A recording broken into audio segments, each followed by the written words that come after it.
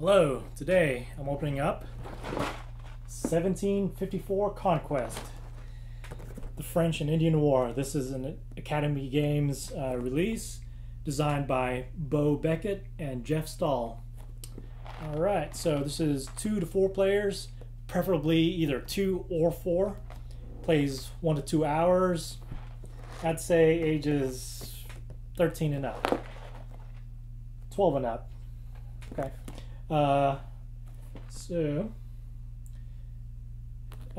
This includes large mounted map, 5 custom battle die sets, 4 custom decks of cards, 205 wooden cubes, rulebook with in-depth historical overview of the French and Indian War. So, before we open it up, let's see which game is heavier.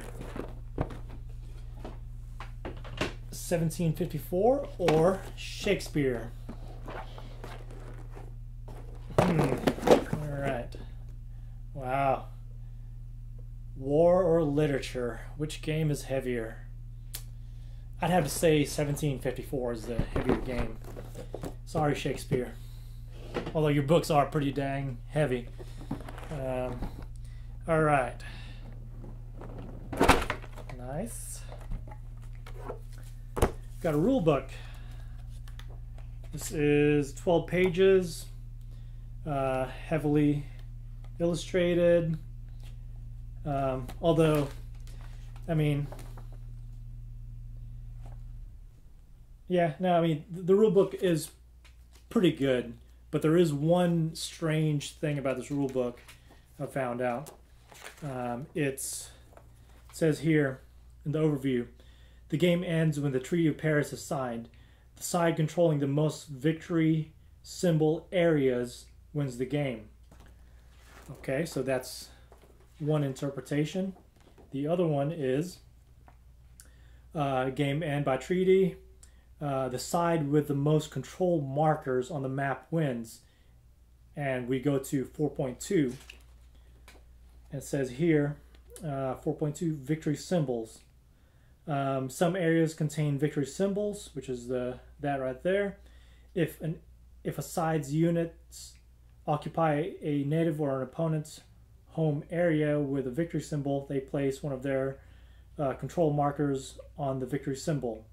So it can be kind of confusing whether you interpret it as victory symbol areas or, as it says here, with the most control markers. So anyways, but otherwise the rulebook is pretty good, pretty solid. Here's an advertisement. 878 Vikings, call them now for Viking action. Alright, so here is the game board. It's a great looking game board. I can fold it out here in a minute, but here's the top half. And it stretches out from Delaware all the way to the Gulf of St. Lawrence and down to Philadelphia or something like that. Anyways, okay, he doesn't mind. Here are Native American symbols. Here are Victory Point areas, little teepees, Abenaki, Fort William right there, Oneida, Cary. Here's a town. Here's a fort, but you actually put a fort here. So there that is. Then here's a draw bag with the different factions that are going to be playing. Believe it's red and white versus purple and yellow with a green that can be allied to either side. Alright, here are your little trays. They're pretty awesome actually. Keeps all your pieces in there. Here's the yellow pieces, your cubes, a bunch of cards. So it all fits in there pretty well. There are your basic movement cards. Here's a truce card, which lets you move 3 units, 2 spaces. Here's an event card, Massacre battle phase during all battles. If the Canadian player has native units in their attacking army, colonial units that flee are killed. And here's some flavor text. After the British were defeated and formally surrendered at Fort William Henry, native warriors continued to attack and kill many defenseless prisoners. So, yeah, that can be powerful. Well, it's not overpowered, but it can be a nice effect. Marquis de Vaudreuil. Where's my knife to butcher that name? So, reinforcement phase has a different effect. Here's more movement cards. Event bolster, reinforcement phase, flip 1 yellow Canadian muster marker. It provides 3 units during the Canadian reinforcement phase for the rest of the game. So that's pretty good. So that's one of the factions. Here's one for the British colonials. And typically the colonials, the regular army has no flee symbols. Let's see if I can get one of these out. So for the colonials, it's either a hit, flee, or command. The regulars are either hit or command. Alright, so we have the British regulars. They also will have the same basic types of cards, event cards, and I believe there are 8 of them, and then 3 or 4 movement cards are the majority of it, and then event cards, there's 3 or 4 of them for each faction. So this one, James Wolfe, movement phase, all moving armies may move 1 additional area this turn, so he's pretty good, he's very mobile. Movement, here's 3 units moving 1 space. William Johnson, battle phase, during all battles this turn, all French allied native units become British allies and fight on the British side. So that's pretty good. William Johnson was the British superintendent of Indian affairs during the French-Indian War and recruited many Iroquois warriors to fight for the British. So there's the regulars. Here's the French regulars. Here's the Native American unit, cubes, plus their die. And they also have a flee or hit or a command. And here's the turn marker, turn pawn. And then various markers here. So some are, here's the fort die, so you roll it. That does nothing. Here, if you're the defender and you roll this and your opponent rolls a hit, you can cancel that hit. Here's the fort markers, either French or British facing control areas markers, and there's a bunch of those. And here are the muster tokens. So here's 2 for the colonials and 3 if you upgrade them. Or is this the French Canadians? Yeah, I believe the yellow are the French Canadians. Here's the colonials, also 2 or 3. So there's a bunch of those. Now let's see if it all fits back in. Dottie, what do you think? Dottie? Who's out there? All right. So let's see if this goes back in the box.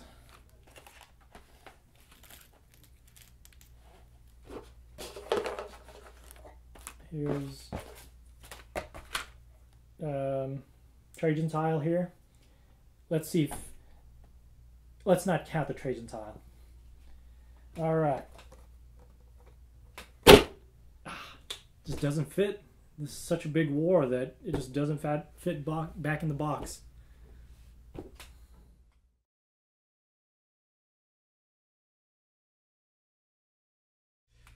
Hello. Today, Michael and I played 1754 Conquest, the French and Indian War. This is a game by Beau, Beckett, and Jeph Stahl from Academy Games. This plays 2 to 4 players, and I'd say about an hour to an hour and a half at most. It says 1 to 2 hours. Definitely a chance for less. Yeah, we found out. There's a there's a big chance for less. Maybe 45 minutes, 30. I mean, if it really goes if it sideways. really gets out of hand. Yeah. But so this was not my first playthrough. This was yours. What'd you think? Well, it was my first playthrough of 1754, but I had played 1754, but I had played 1775 Rebellion, which is same system, but the Revolutionary War. Different era. Yeah, different era, but I liked it a lot. A lot of same similarities, fighting for control of certain regions, which, towards the victory condition, whatever the victory condition is. But it's a lot of fun. I've only played it 2-player. Both of my plays in this system have only been 2-player, but I'm interested to see what it would look like more players. But I like it a lot. It's a fun, quick, easy war game. Yeah. Did you find the rules fairly easy? Like you could pick it up from the other game, and it's kind of the same. Very much so. The only big difference from the other game that was really glaring was the harbor movement, and I don't really remember the mustering rules from 1775, but 1754 had mustering markers that were a little different, and that was nothing hard to grasp. So I haven't played 1776 and 1812, right. But I have played 878 Viking, and that is still kind of like similar, right. Fairly similar. The battles are resolved almost the same way. There's just a few things that are different. Card combat and dice. The mustering's a lot different. I hear in 878 because of the leaders and stuff. Right. Yeah. So. But I mean, this game, I think, is fairly simple to grasp, and I wouldn't say like it's difficult to master, because like you're only trying to do a couple things. You're either trying to win at the right time, or draw it out so that you can give yourself a chance. Right. Yeah. Like with me, that's what happened with me. I thought I was behind for a second, but it came that I had both truce cards, which are common across the system, I think. Yeah. And I found a chance to pounce out with what I thought the victory condition was. Yeah. And won it that way. But it can go 8 rounds. It can go 3. It's flexible. So the game plays like a minimum of 3 rounds, and once both truce cards come out for one player, then the game ends after that whole, like, everybody's taking their turn, I think.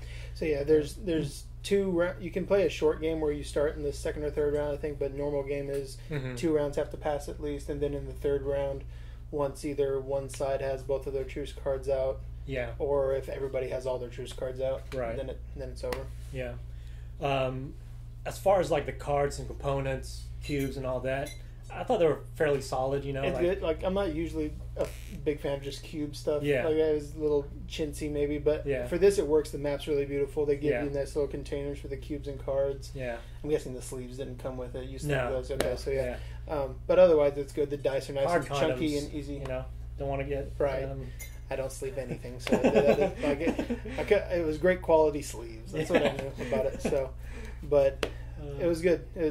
The map is the main draw of the components. Right. It's a great map, and it's the same for 1775, and I'm imagining the same goes for 878 and 1812. So it's components are really good, and the cubes don't matter because it works for it. If it was minis, it might be cluttered, and it would take away from the map, which is I love that map. I love the 1775 one. So I actually don't even remember. I believe 878 has minis in it. Okay. They're tiny, but to me this fits perfectly. It's just cubes. It's simple. It's just like so streamlined. It's supposed to be about the quick card play and the tactics and and when do you want to play that truce card, and when are you gonna look at what's fleeing versus what's dying. When are you gonna use your what's it called when the side is blank? Command. Yeah, the command actions. So it works fine with cubes. There's nothing missing by having just cubes. Yeah. So the dice. I mean, I love them because they give you 3 options, you know, and, Right. and one of the regulars, I believe, it's either hit or miss, or Right. hit or command. So And the other right. ones, for the colonials, there's flee, hit, and command. But for Right. the regulars, it's 50-50 whether it's hit or command. yeah, and they're pretty effective too. Like they hit a lot. Right. Um, And it makes for interesting tactics and strategy because you always have to think, okay, how many regulars do I want to send in? How many? Like you always want to have at least a couple regulars in there because there's a really good. I mean, I'm not sure what the odds are on the dice. I think it's one to 3, 1 out of 3 for the fleeing. So you always want to have a couple regulars in there to bolster your side. But right. I love the dice. I love that whole play between the regulars, the colonials, and then if you have Native Americans on your side, what they do. So Yeah, and some of the card, like abilities, like turn a couple of Native Americans against your opponent, like, or move your mustering area, things like that. Like they are not necessarily crucial, but like they're very nice to have as a nice option Right. on your turn. we each got to use a few of those where it really it felt like it was really turning the tide of battle. So I had one card that was going to take all the Native Americans that were on his side and bring them to my side for a battle, and that was going to be really important, and it turned out it wasn't necessary in the end. But Yeah. there's really interesting events that can bolster your side or weaken the other, and Yeah. Ding. dinner's ready. Yeah, you're good. So, so the tension, like when you're pulling those Pulling dice, that. man, there's so much tension in there. I was, there's go for it, because there was multiple times where I was just like, please let me get a die right now. I can't let him. I can't let him. Take another turn right now. And and in a lot of ways, like if it doesn't alternate, it could be bad. Like the very last turn, like I got my 2 cubes out early, and yes, it did help, but also like when you hit back, it just couldn't be let you set overcome. up multiple turns. Yeah. Because we're talking about the last round that we had. I had, I think Native American came out first. You had the next 2 turns, and I had the last 2 turns, and I got to play truce, and we called it at that point because of reasons. But it flows. Like sometimes you want to go first, sometimes you want to go last. It's not. There's not one set strategy that makes or breaks the game. In that case, it's very much going to be a case by case basis on what you want to be doing and hoping for. Yeah, so, and that's nice. It's nice that there's not one set strategy. With that. So I love that. That turn structure, turn order. Yeah, it's really good. So speaking of reasons that. So we have one niggling thing about this that was rough, and it's the rules for victory, which is important. So, okay, I'm just going to read out a couple things. So on the game overview, this is the last sentence of the game overview. Last couple of sentences. So it says, the game ends when the Treaty of Paris is signed. The side controlling the most victory symbol areas wins the game. Full stop. That's it. So in many areas on the board of different color regions, there's a star, just kind of very northern star looking symbol. Yeah. And it's all over the map, whether it's your home region, Native American region, or opponent's region. Right. And then we have this other part of the. So deeper into the rules, it says game end and victory. 6-1, about halfway through, it says the side with the most victory control markers, 4.2 on the map, wins. And when you look back at 4.2, it says some areas contain victory symbols, and it shows the what do you call it? The star. Yeah, the star or the compass rose. Right. That's what I was trying to. If a side's unit, okay, so some areas contain victory symbols. If a side's units occupy a native or an opponent's home area with a victory symbol, they place one of their side's control markers on the victory symbol. So the main argument was, like were we counting just victory symbols that are units occupied, or in my case, this is where we differed. Like it was victory symbols that we control period on the board, or because that's what it says in the overview, or between those two things, it basically says you have to be controlling victory symbols in either the Native American areas or your opponent's home area. Yeah. So that was just a little confusing, you know? Yeah. Like, because you had obviously, I mean, you played this once before. Yeah. And that's what you were going off of, and I didn't even read the overview of that. I only saw that last part. So yeah, it's either by controlling the most victory symbol areas, or what was it? Basically that, or more specifically, the control markers. Well, yeah. Controlling victory symbols in the Native American or opponent's home areas. Right. Yeah. So I mean, the game starts out with, I believe, an unbalanced number of victory symbols. I want to say we were each controlling 4 Native American or opponent territories. Yeah. And then total victory symbols were 12 to 11. Yeah. One side to the other. So, and the British had more harbors versus the French. And, So, and besides that, there was another card that was kind of confusing. It was the move your the muster token. Card. Yeah. So that one says it's Marquis the Vaudreuil. Right. Where's my knife? I'm gonna butcher that name. Right. And I believe the British and French both have a version of this card. Yeah. So this event card allows the French Canadians or British colonials player to move one of their muster markers to one of their home areas with a city symbol not controlled by the enemy, or a native home area with a city symbol that is controlled by their side. Now, the timing was, could you do this before, if your... Would you do it before you muster and then move it and muster, or could you muster, move it, and muster again? Well, it was, you had occupied my muster area. Right. So I wasn't sure if I could move it and then first and then still muster. Right, okay. You know?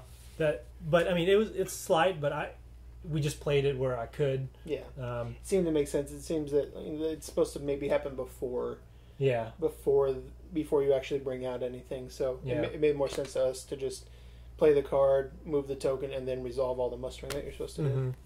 But the victory condition one was the biggest one because, like I said, he read the overview. I read the further in the back of the book thing, and we came out with 2 different things. So. Yeah.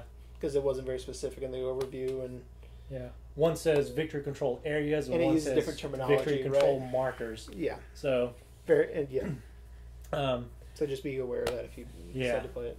I mean, I found the rules fairly simple to comprehend. It's only 6 pages of rules. Yeah. Before it gets in, I mean, it's 10 pages altogether. In the first, it's over in 6 pages, 8 pages. Yeah. And the rest is fluff, really. It's just historical background. Yeah. And which is nice. It gives a lot of explanation for some of the stuff going on in that time period. So yeah. And it has a short game set up and a long game if you want to just introduce it to somebody. The short game is just 2 or 3 rounds. Like just bar none, full stop, 2 or 3 rounds. But the full game can go from 3 to 8 rounds.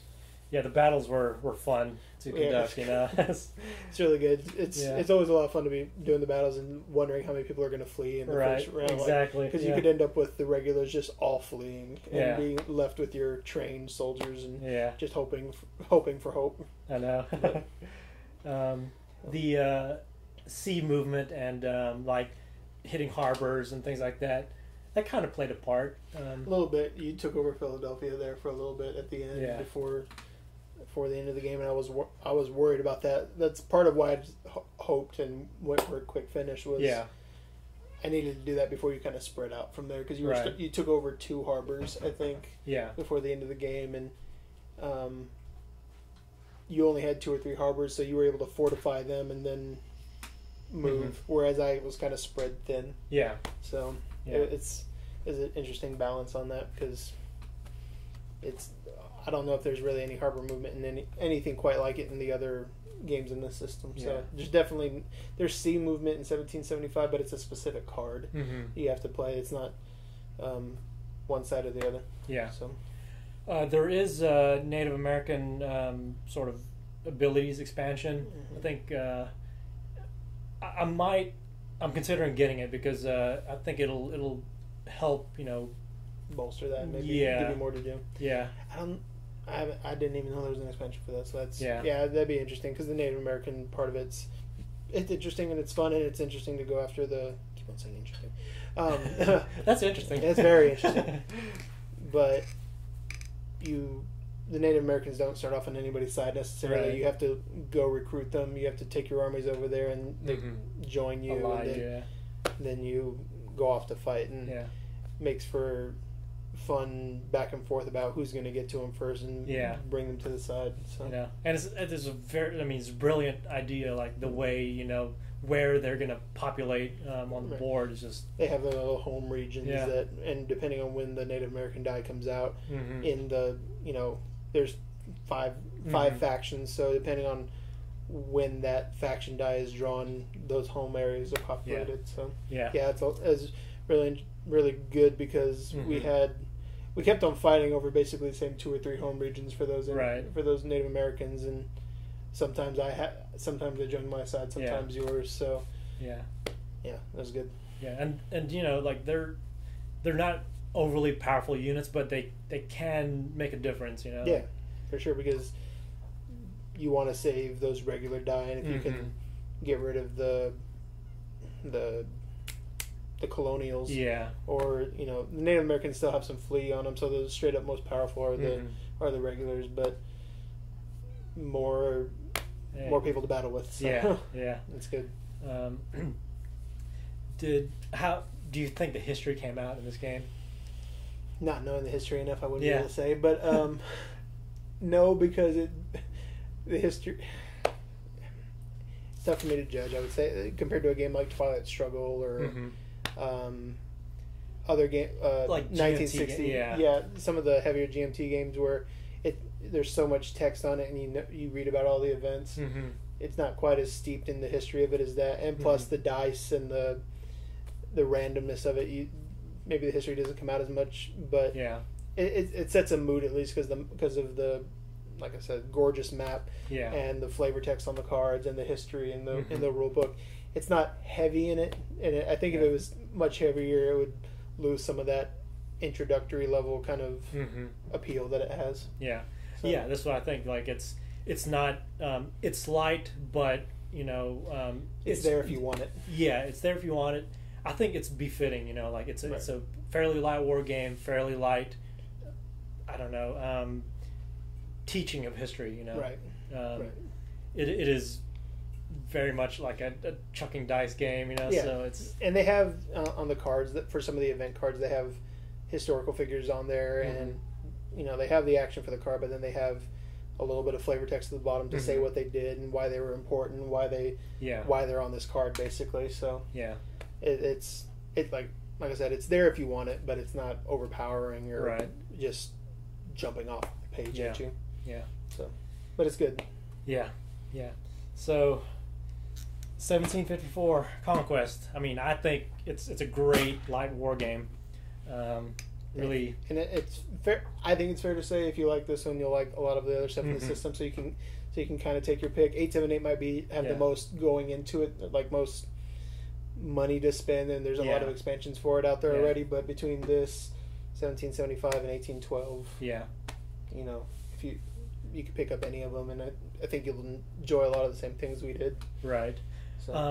And like this is like on the lighter end spectrum of the war games genre, and I'm sure they're going to come out with more and more and more, because the rules are fairly set, and like it's the same basic mechanics, but I don't know what point where it'll be like, okay, it's wearing thin. It's not going to be unique.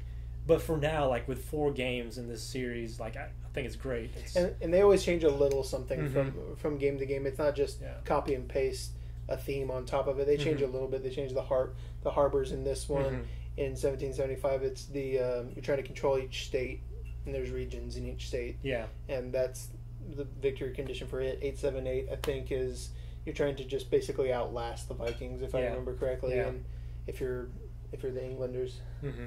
But yeah, they change a little bit on each one, but it might wear thin soon. But for now, they keep on changing it up and giving high quality stuff. So yeah, no, I love this. This is a great system and a great game. Great, light war game. Right. Because sometimes I don't want to play, 3 hours, of some war game. Right. Yeah. It's just not every day is built for Twilight of Pain or Twilight Struggle, even, right. which is 3 hours and can be or longer. Yeah, or longer, all night at an IHOP. Yeah. So yeah. Do you think that? Well, I'm just gonna cut it off right here. Okay. Is there anything you want to say? No, I don't. No, only to keep on saying I can't think of anything else that quite is in the same vein of a 1 hour war game, basically, that it's just chucking dice and it has that kind of historical flavor to it. So it's unique in that sense too. Just because most historical war games, the GMT stuff that you see, or the other war game publishers, that they can push it with their time limits. Right. So yeah, and it's not as, from what I've seen, not as easy to get into. Yeah, because a lot of GMT is one of the premier war game publishers. There's a more geared towards grand tactical or like squad level tactics, or sorry, grand strategy or like squad level.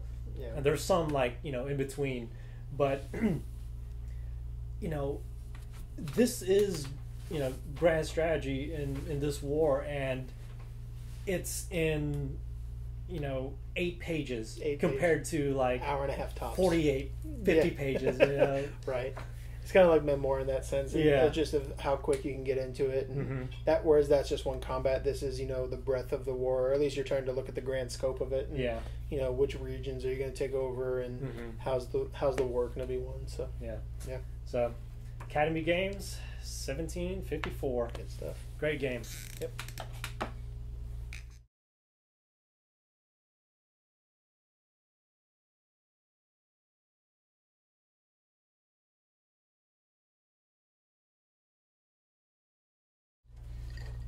Not even good beer. I said I drink beer, not even good beer. So cheap beer.